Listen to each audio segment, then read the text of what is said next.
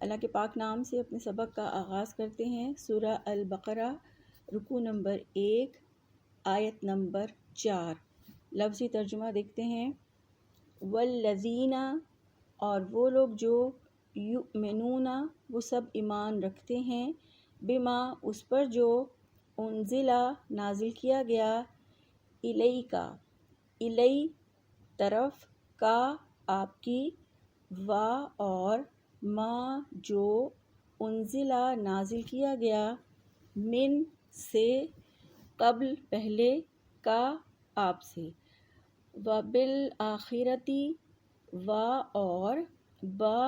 ساتھ، آخرتی، آخرت پر، ہم، وہ سب، یوقنون، یقین رکھتے ہیں۔ با محاورہ ترجمہ ہے، اور وہ لوگ جو ایمان لاتے ہیں اس پر جو آپ کی طرف نازل کیا گیا اور جو آپ سے پہلے نازل کیا گیا،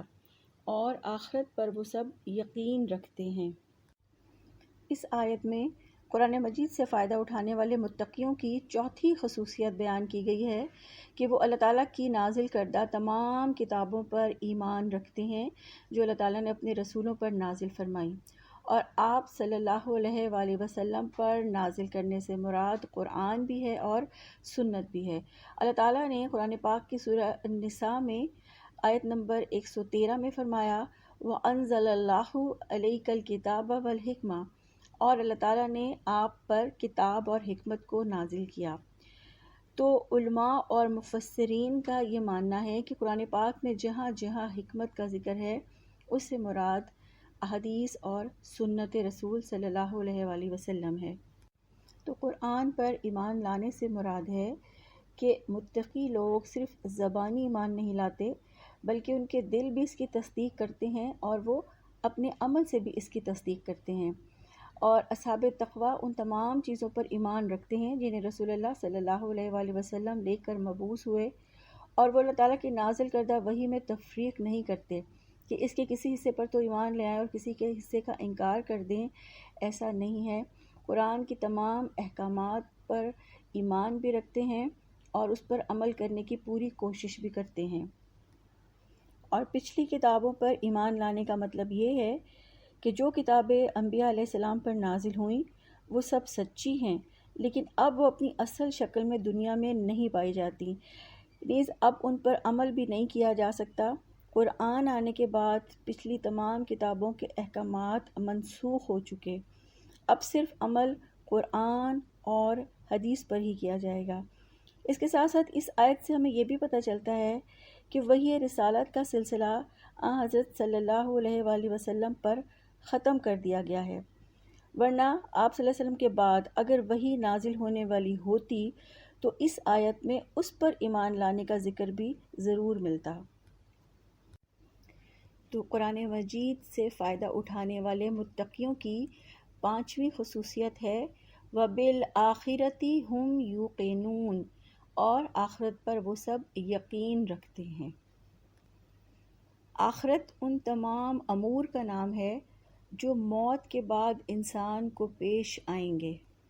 اور یقین ایسے علم کامل کو کہتے ہیں جس میں ذرہ برابر بھی شک نہ ہو۔ آخرت کا لفظ ایک جامع اصطلاح ہے جس میں کئی طرح کے عقائد شامل ہیں، مثلاً مرنے کے بعد انسان کی زندگی پوری طور پر ختم نہیں ہوگی بلکہ مرنے کے بعد اسے دوبارہ زندہ کر کے اٹھایا جائے گا اور پھر اس سے اس کے تمام اعمال کا محاسبہ کیا جائے گا۔ تو اس سے یہ ثابت ہوتا ہے کہ انسان دنیا میں ایک غیر ذمہ دارانہ زندگی گزارنے کے لیے پیدا نہیں کیا گیا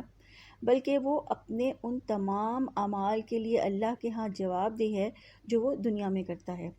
اور اسی طرح سے موجودہ نظام کائنات ابدی نہیں ہے بلکہ ایک وقت آنے والا ہے جب یہ سب کچھ فنا ہو جائے گا، اور پھر اللہ تعالیٰ ایک دوسرا عالم پیدا فرمائے گا جس میں تمام فوت شدہ انسانوں کو دوبارہ پیدا کر کے اکٹھا کرے گا، اور فرداً فرداً ہر ایک سے اس کے اعمال کا حساب کتاب کیا جائے گا، اور اس اللہ تعالیٰ کے فیصلے کے مطابق جو لوگ کامیاب قرار دیے جائیں گے وہ جنت میں داخل ہوں گے، اور نافرمان، کافر، مشرک وغیرہ دوزخ میں ڈالے جائیں گے۔ یہ عقیدہ آخرت ہے۔ اس آیت میں وبالآخرہ کے ساتھ لفظ یومنون نہیں ہے بلکہ یوقنون ہے۔ یومنون ایمان لانا اور یوقنون یقین رکھنا، یعنی آخرت پر محض ایمان لے آنا یا اس کی تصدیق کرنا اس کے مقصد کو پورا نہیں کرتا، بلکہ ایسا یقین رکھنا کہ جیسے کوئی چیز آنکھوں کے سامنے ہو۔ اور متقین کی یہی صفت ہے کہ آخرت میں حق تعالیٰ کے سامنے پیشی اور حساب کتاب اور پھر جزا و سزا کا نقشہ ہر وقت ان کے سامنے رہتا ہے۔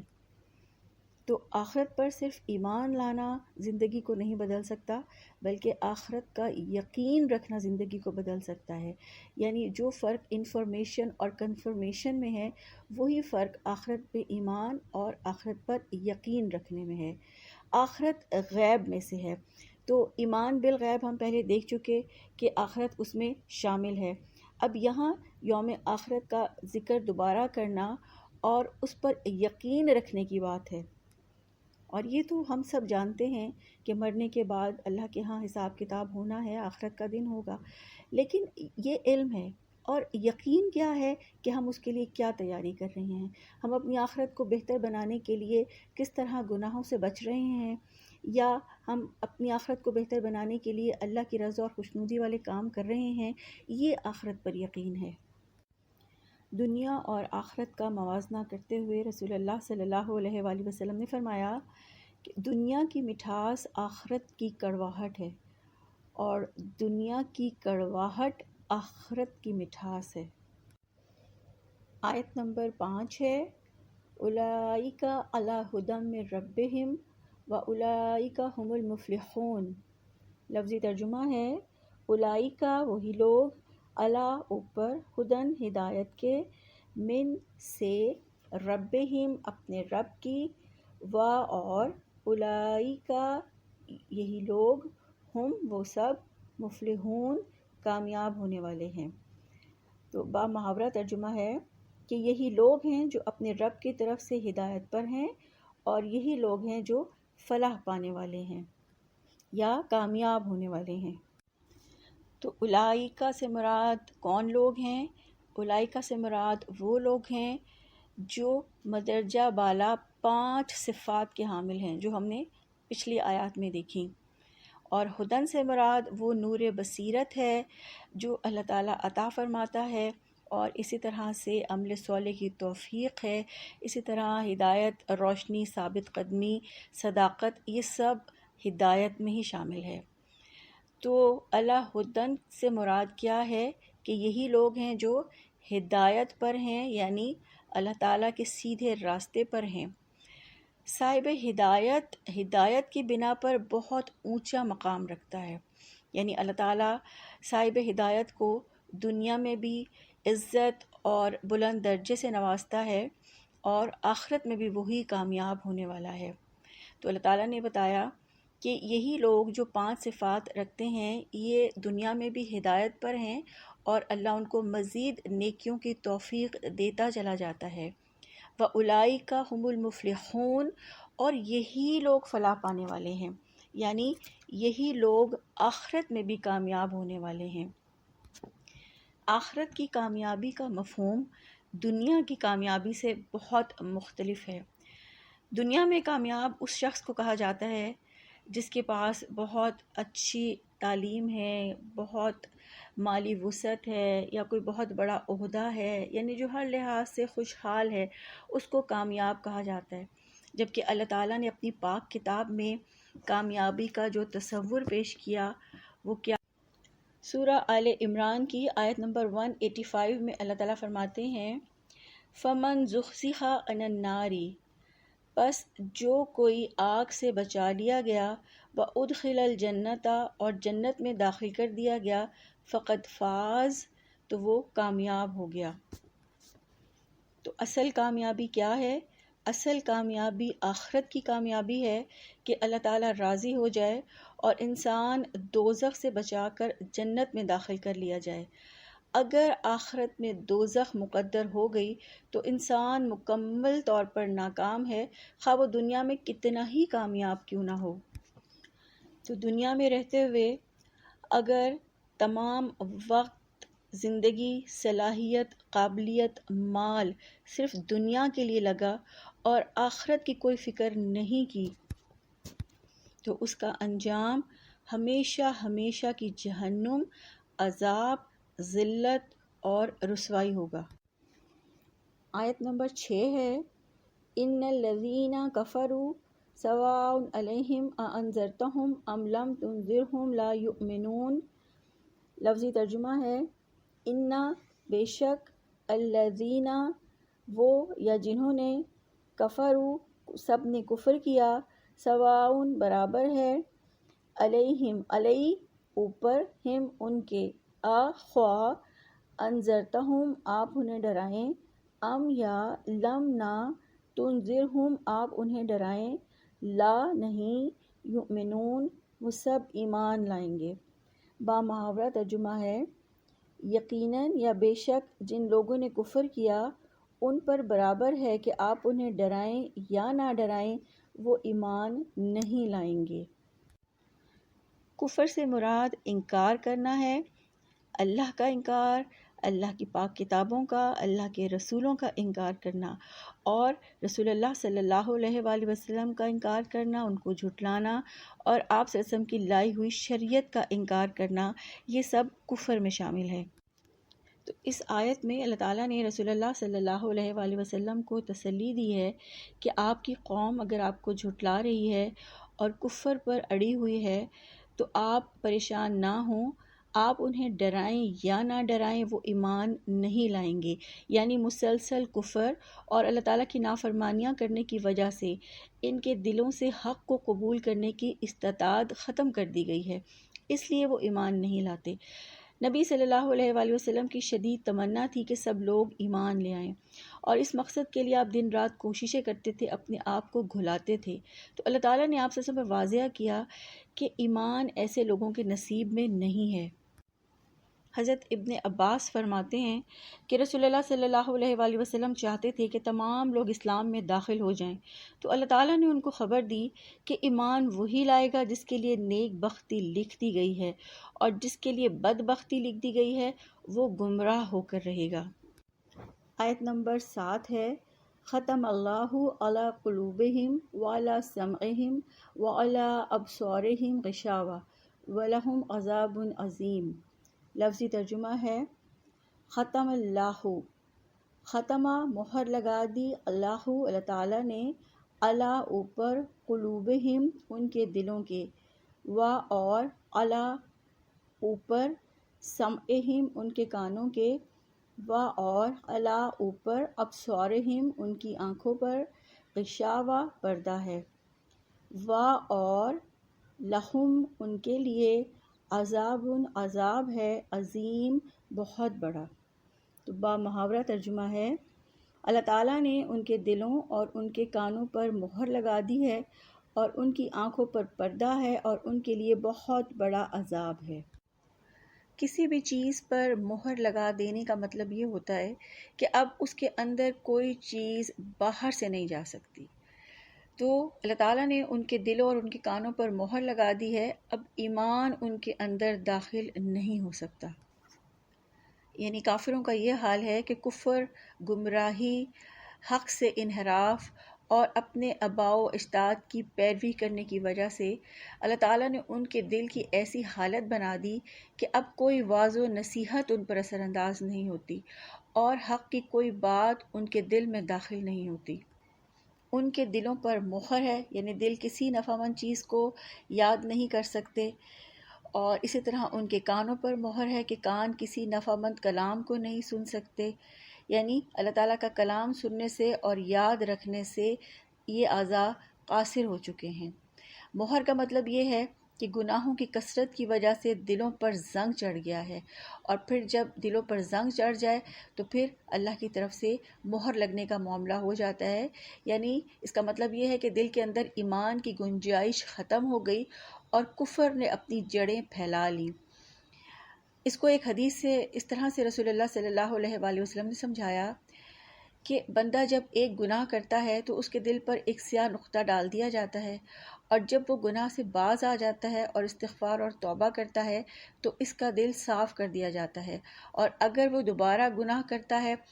تو وہ نقطہ بڑھتا جاتا ہے حتیٰ کہ پورے دل پر چھا جاتا ہے۔ اور پھر آپ صلی اللہ علیہ وآلہ وسلم نے فرمایا کہ یہی وہ زنگ ہے جس کا ذکر اللہ تعالیٰ نے اس آیت میں کیا ہے۔ سورہ المطففین کی آیت نمبر 14، ہرگز نہیں بلکہ ان کے دلوں پر ان اعمال نے زنگ لگا دیا ہے جو وہ کماتے ہیں۔ تو یہ مہر کیوں اور کب لگتی ہے؟ اللہ تعالیٰ نے انسان کو آنکھیں، کان اور دل اس لیے نہیں دیے کہ وہ ان اعضاء کو صرف دنیاوی مقاصد کے لیے استعمال کرے اور جانوروں کی طرح اپنے کھانے پینے اور دوسری دنیاوی مفادات کے لیے ان کو استعمال کرے، بلکہ اللہ تعالیٰ نے تو انسان کو فہم و دانش جانوروں سے زیادہ عطا فرمائی ہے، اور انسانوں کی ہدایت کے لیے اللہ تعالیٰ نے آسمانی کتابیں نازل فرمائیں جو انسان کی توجہ کائنات میں